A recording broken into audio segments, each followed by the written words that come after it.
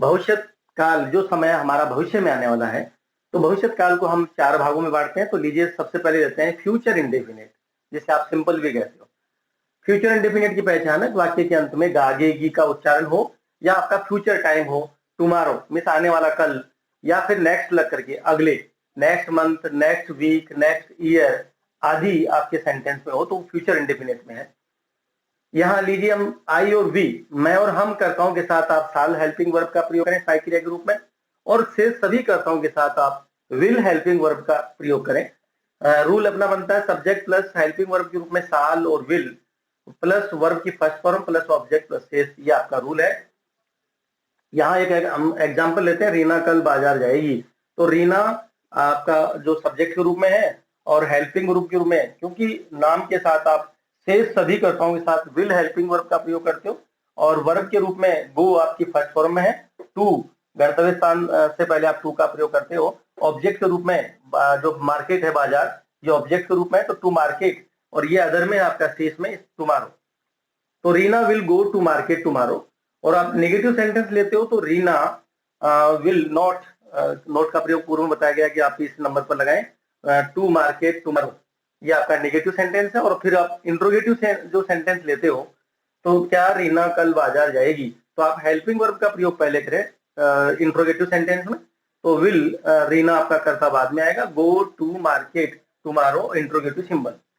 आप interrogative negative sentence लेते हो, क्या रीना कल बाजार नहीं जाएगी, तो आप हेल्पिंग वर्ब को पहले लो, वीना विल, रीना आपका सब्जेक्ट के रूप में बाद में आएगा, तो रीना नॉट आप नेगेटिव है, to market tomorrow interrogative symbol, तो will Reena not go to market tomorrow interrogative symbol. इस प्रकार क्या रीना कल बाजार नहीं जाएगी, यह आपका फ्यूचर इंडेफिनिट सिंपल पूर्ण होता है। फ्यूचर टेंस के दूसरा भाग को हम ले रहे हैं फ्यूचर कंटिन्यूस, जैसे आप प्रोग्रेसिव भी कह सकते हैं। इसकी पहचान है वाक्य के अंत में रहा होगा, रही होगी, रहे होंगे आदि आते हैं, वो फ्यूचर कंटिन्यूस में है। और इसके साथ ही अगर फ्यूचर कंटिन्यूस में आप देखें at this time, at this moment, इसके साथ समय फ्यूचर का हो, भविष्य का समय हो, तो वो फ्यूचर कंटिन्यूस में है। और इसमें आप देखिए आई और वी, मैं और हम कर्ताओं के साथ आप साल भी हेल्पिंग वर्ब का प्रयोग करें, और से सभी कर्ताओं के साथ आप विल भी हेल्पिंग वर्ब का प्रयोग करें। रूल में आप देखिए सब्जेक्ट प्लस हेल्पिंग वर्ब के रूप में आप साल भी और विल भी है, प्लस वर्ब की फर्स्ट फॉर्म साथ आईएनजी, आपको पता है प्रोग्रेसिव में, कंटिन्यू में आप वर्ब की फर्स्ट फॉर्म साथ आप आईएनजी लगाते हो, प्लस ऑब्जेक्ट प्लस शेष, इस प्रकार आपका जो रूल है। अब एक हम एग्जांपल यहाँ लेते हैं, हम शोर कर रहे होंगे, तो वी आपका जो सब्जेक्ट के रूप में है, कर्ता के रूप में, और आपको ये पता है कि वी के साथ में साल भी है और शेष सभी कर्ताओं के साथ तो विल भी है, तो यहाँ वी के साथ आप साल भी हेल्पिंग वर्ब का प्रयोग करें। और यहाँ आप देख रहे हो कि वर्ब के रूप में जो है ना शोर मचाना, तो मैक ए नॉइज, लेकिन आपको आईएनजी लगाना है, तो मैकिंग ए नॉइज, ऑब्जेक्ट के रूप में यहाँ कुछ है नहीं, तो अदर में भी कुछ नहीं है, तो इस प्रकार है। तो वी साल बी मैकिंग ए नॉइज। अगर आप निगेटिव करते हो तो वी साल नॉट, आप नॉट के लिए आप नेगेटिव के लिए आप नॉट का प्रयोग तीसरे स्थान पर करते हो, और बी इसके बाद में रखा जाएगा, यानी साल और बी के बीच में ही नोट का प्रयोग किया जाएगा, तो we shall not be making a noise. अब आप इंट्रोगेटिव लीजिए, तो हेल्पिंग वर्ब को आप पहले लें, साल फिर कर्ता को बाद में लें, और be making a noise interrogative symbol.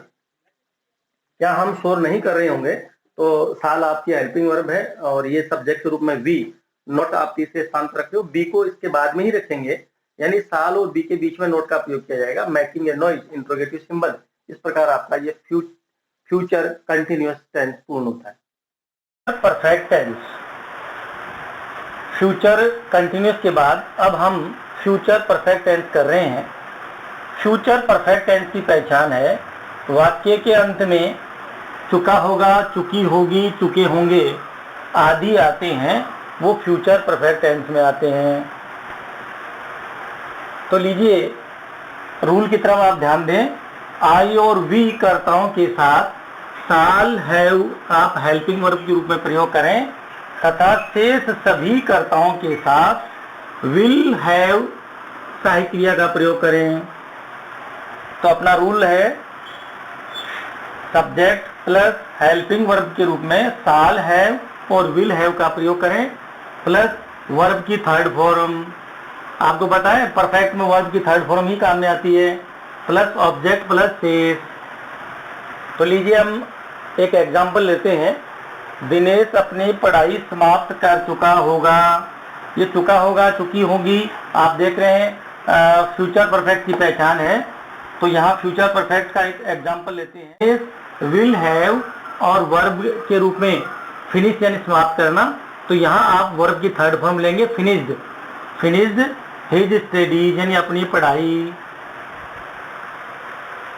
Dinesh अपनी पढ़ाई समाप्त नहीं कर चुका होगा।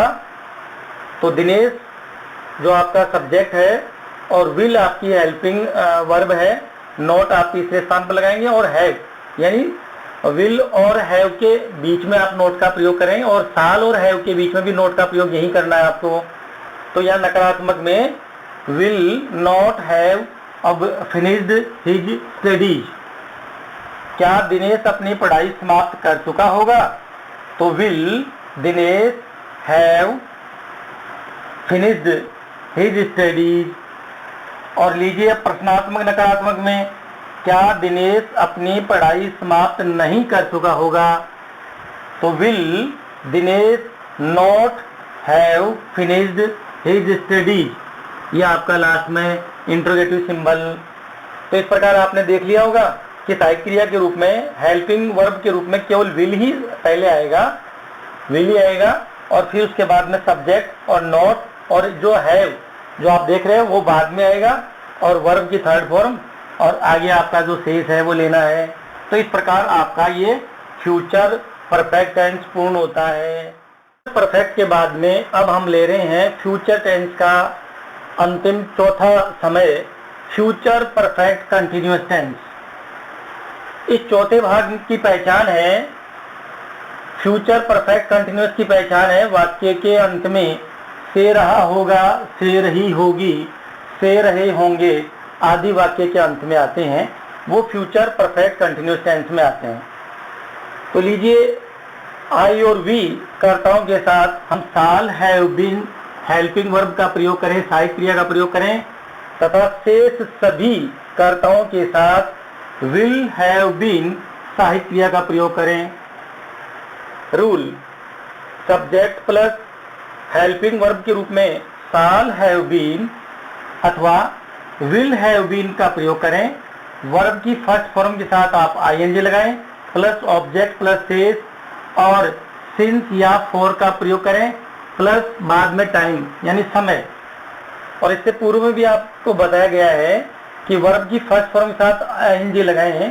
तो आप ये जरूर ध्यान दें कि जिस वर्ब के अंत में ई हो तो ई हटा करके आईएनजी लगाएं और वर्ब के यानी जिस मीनिंग के अंत में एन, टी और पी उससे पहले अगर एक स्वर है तो आप डबल करके, एन है तो डबल एन करके आईएनजी लगाएंगे, पी है तो डबल पी करके बाद में आईएनजी लगाएंगे और टी है तो डबल टी करके आईएनजी लगाएंगे। ये आपको पूर्व में समझाया गया है।